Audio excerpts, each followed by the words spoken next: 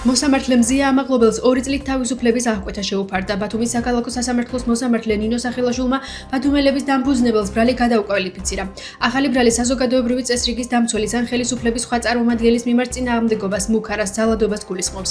მოსამართლე ნინო სახილაშვილმა განაჩენის გამოცხადების შემდეგ მზია ამაღლობელს განუცხადა, რომ მსჯავრდებულს შეუძლია პრეზიდენტის შეწყალების თაობაზე მიმართოს.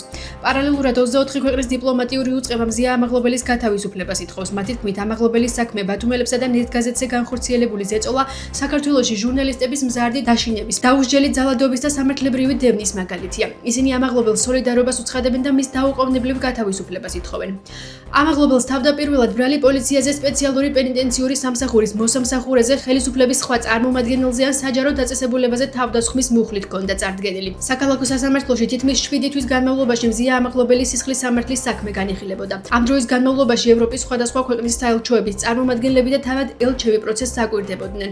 მზია ამაღლობელმა სიტყვიერი შეურაცხყოფის საპასუხოდ ბათუმის პოლიციის უფროს ირაკლი დგებუაძეს სილა გააცდა. გამოძიება მას პოლიციელზე თავდასხმას ედავებოდა. ეს არის სრული მარაზმი, ეს არის არამხოლოდ პოლიტიკური დევნა, ეს არის არაადამიანობა, არაკაცობა, რასაც მზია ამაღლობელის მიმართ ჩადიან. ეს არის იმის ნათელი მაგალითი, რომ ყველანაირი ღირებულებებისგან დაცლილ ეგრეთ წოდებულ ხელისუფლებასთან გვაქვს საქმე და დარწმუნებული ვარ, რომ ის მოსამართლე, რომელიც დღეს თითქოს განაჩენს გამოუტანს მზია ამაღლობელს, სინამდვილეში ეს განაჩენი იქნება საკუთარ თავზე გამოტანილი განაჩენი, იმიტომ რომ შეუძლებელია ეს საქმეები შემდეგ გამოძიებული არ იქნეს. მზია ამაღლობელი გახლავთ ქართველი, ქალი პოლიტპატიმარი, მედია მენეჯერი, რომლის მიმართაც გამოყენებულია შერჩევითი სამართალი, ჩვენ გვაქვს უამრავი პრეცედენტი იმისა, რომ საქართველოში დაისაჯნენ ადამიანები უფრო მძიმე დანაშაულისთვის, უფრო მარტივი სანქციით და უფრო მარტივი გადაწყვეტილება გამოუტანია სასამართლოს, ვიდრე მზია ამაღლობელის შემთხვევაში. ჩვენ წარმოუდგენელია ნებისმიერ დემოკრატიულ ქვეყანაში თავს დაესხა პოლიციას, მას ხელი გაარტყა და ეს იქაურნა სასამართლომ სიტყვისა და გამოხატვის თავისუფლების ამპლუაში განიხილოს და დაადგინოს, რომ თითქოს ამით დანაშაული არ შედგება. ექიმი გიორგი ახობაძე სასამართლომ უდანაშაულ ოცნა. გადაწყვეტილება თბილისის საქალაქო სასამართლოს მოსამართლე რომეო ტყეშელაშვილმა მიიღო. გასულ პროცესზე ახობაძემ დასკვნითი სიტყვით ისარგებლა. დაცვის მხარის პოზიციით ყოფილ ბრალდებულს ნარკოტიკული საშუალება არ ჰქონდა და ის სამართალდამცავებმა ჩაუდეს. მათივე განმარტებით ნარკოტიკულ საშუალებაზე გიორგი ახობაძის პირისგრუდან აღებული ნერწყვის ნიმუში გადაიტანეს. ექიმი გიორგი ახობაძე 7 დეკემბერს რუსთაველზე გამართული საპროტესტო აქციიდან სახლში დაბრუნებისას დააკავეს. მას გამოძიება დიდი ოდენობით ნარკოტიკული საშუალების უკანონო შეძენა შენახვას ედავებოდა, რაც 8-დან 20 წლამდეან უვადო თავისუფლების აღკვეთას ითვალისწინებდა. პოლონეთი რამდენიმე ქვეყნის, მათ შორის საქართველოსა და სომხეთის მოქალაქეებისთვის უვიზო მიმოსვლის შეზღუდვას განიხილავს. პოლონეთის შინაგან საქმეთა მინისტრის მოადგილის ცნობით, შეზღუდვების დაწესება საქართველოს, სომხეთის, ვენესუელისა და კოლუმბიის მოქალაქეებისთვის განიხილება. საკითხს ოპოზიციურ სპექტრში შეეხმაურებიან და აცხადებენ, რომ თუ ცალკეული ქვეყნები საქართველოსთვის ვიზა ლიბერალიზაციის შეჩერებას გადაწყვეტენ, ეს არსებულ პრობლემებს კიდევ ერთხელ დაადასტურებს. მათივე თქმით, დონალდ ტუსკის განცხადება აჩვენებს, რამდენად მძიმეა ქვეყნის შიგნით არსებული სოციალურ-ეკონომიკური მდგომარეობა. უვიზო რეჟიმის შეჩერება კი საერთაშორისო რეპუტაციაზე პირდაპირი დარტყმა იქნება. მართველი გუნდის ოპონენტები ოცნებას ქვეყნის ევროინტეგრაციისთვის საჭირო ნაბიჯების გადადგმისკენ მოუწოდებენ.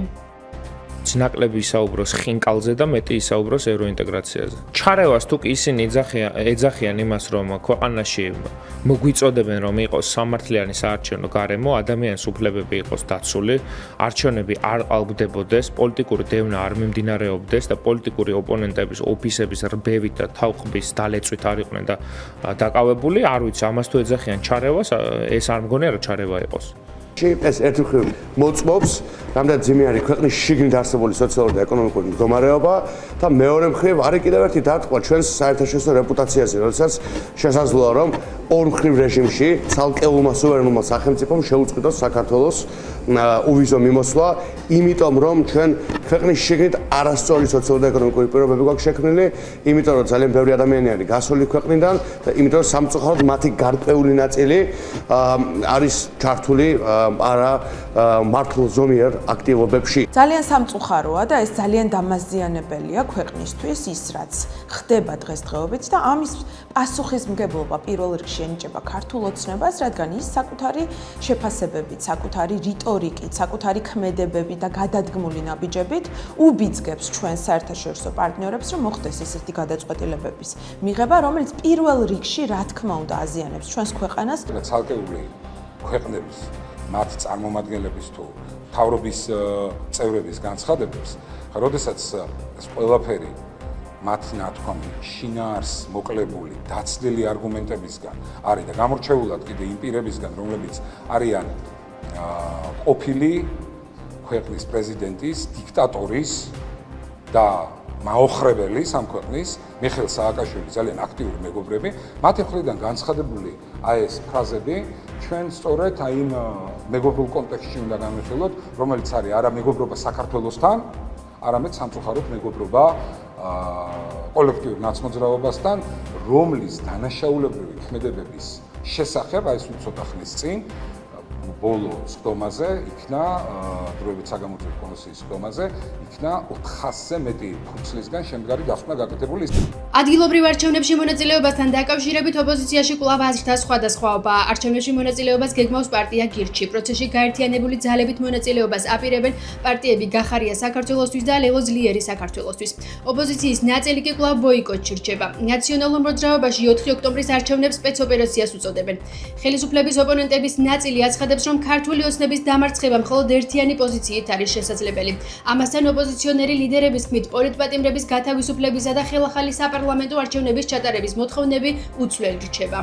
4 ოქტომბერს არ ტარდება არჩევნები, 4 ოქტომბერს ტარდება რუსული სპეცოპერაცია, რომლის მთავარი მიზანიც არის საქართველოში ივანიშვილის ხელისუფლებისთვის რაიმე ფორმით ლეგიტიმაციის მიცემა. მეტი არაფერს არ ემსახურება.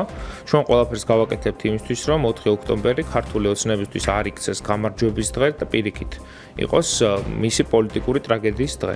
ზოგადად ეს არის სამუშაო პროცესი, ეს არის განხილვები. შესაბამისად, ჩვენ ვიყენებთ საბოლოო ვადამდე ჩვენთვის მოცემულ დროს 4 სექტემბრამდე, რა თქმა უნდა, ძალიან მალე საზოგადოება შეიტყობს ჩვენგან, ვინ იქნება საბოლოოდ ორი პარტიის საერთო კანდიდატი. აღსრულების ეროვნულმა ბიურომ კოალიცია ლელო ძლიერი საქართველოს ოფიციალური საბანკო ანგარიში დააყადაღა. ლელო ძლიერი საქართველოს გენერალური მდივნის ირაკლი კუპრაძის განცხადებით პარტია მართველი გუნდის სამიზნე გახდა და ეს ლელოს ბრძოლისთვის ხელშეშლის მორიგი მცდელობაა. რაც შეეხება ანგარიშის დაყადაღების მიზეზს, ირაკლი კუპრაძის განმარტებით პარტიას 2022 წელს გორის სასამართლოში შეტანილი სარჩელის გამო 130 ლარიანი ბაჟის გადაუხდელობას ედავებიან. მანამდე ცნობილი გახდა, რომ ანტიკორუფციული ბიურო ლელო ძლიერი საქართველოს ლიდერის მამუკა ხაძარაძის ქონებრივი მდგომარეობის დეკლარაციის მონიტორინგის შესახებ ინფორმაციას ავრცელებს. მათივე ცნობით განსაკუთრებული ინტერესის საგანს წარმოადგენს ის გარემოება, თუ რა მიზეზით არ აისახა დეკლარაციაში შეთანხმება, რომელიც მამუკა ხაზარაძის ოჯახის წევრმა გააფორმა გერმანიის ფედერაციული რესპუბლიკის ელჩთან.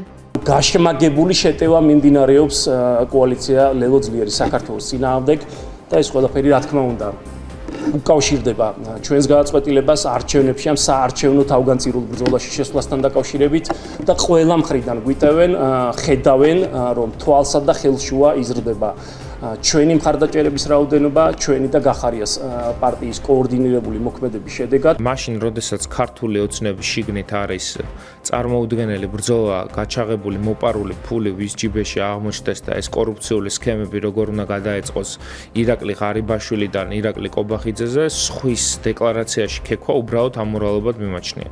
მისი ბიზნესებიდან გამომდინარე, რა ბრუნვაც და რა კაპიტალიც ამ ადამიანს აქვს, თუ იქ არ არსებობს რაიმე დარღვევა და მხოლოდ ამ ერთი ბინის საშემოსავლოზე არის, შეიძლება მართლა ეს იყოს ტექნიკური შეცდომა. თაღლითი არის ყველგან თაღლითი. ახლა როდესაც გასამართლდები თაღლითობაზე და ძალიან კარგად საზოგადოება გაიგებს შენი ქმედებების შინაარს, ეს პასუხს ცემს ყველა იმ ტიპის ნიშანს, რომელიც არსებობს კონკრეტულად ხაზარაძესთან დაკავშირებით და მის ჩადენილ ქმედებებთან დაკავშირებით.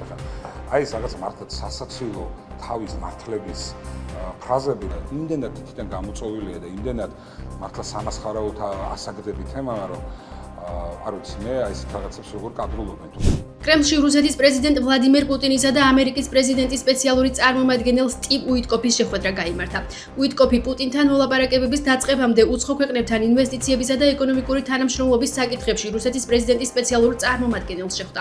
გავრცელებული ინფორმაციით დონალდ ტრამპის ადმინისტრაცია რუსეთის ჩრდილოვანი ფლოტის წინააღმდეგ ახალი სანქციების დაწესებას განიხილავს. ახალი სანქციები რუსეთზე ზეწოლის გაზრდის პირველი ნაბიჯი იქნება იმ შემთხვევაში, თუ რუსეთის პრეზიდენტი უკრაინაში ცეცხლის შეწყვეტას 8 აგვისტომდე არ დათანხმდება.